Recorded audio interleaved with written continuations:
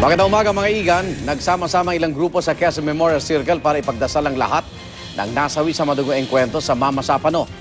Mapasap man yan, MILF o sibilyan. May live report si Lay Alves.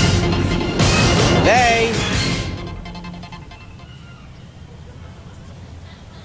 Igan, ginugunita ngayon dito sa Quezon Memorial Circle ang National Day Towards Healing for Justice, Unity and Peace. Nagsama-sama ang ating mga kababayan mula sa iba't ibang pananampalataya at sinimulan ng araw sa pagpapatunog ng peace bell at pagdarasal.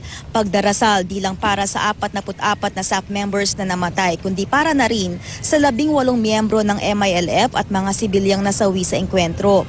Nagbigayan ng bulaklak ang bawat isa. Ang grupong All Out Peace ay nagpahayag ng suporta para sa peace process sa pagitan ng gobyerno at MILF at pagkasabatas ng Bangsamoro Basic Law.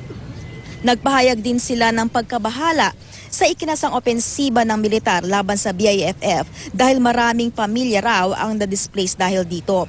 Kasabay ng aktibidad dito sa Quezon City, may kaparehong aktibidad din daw ang ginaganap ngayon sa ibang lugar sa Visayas at Mindanao.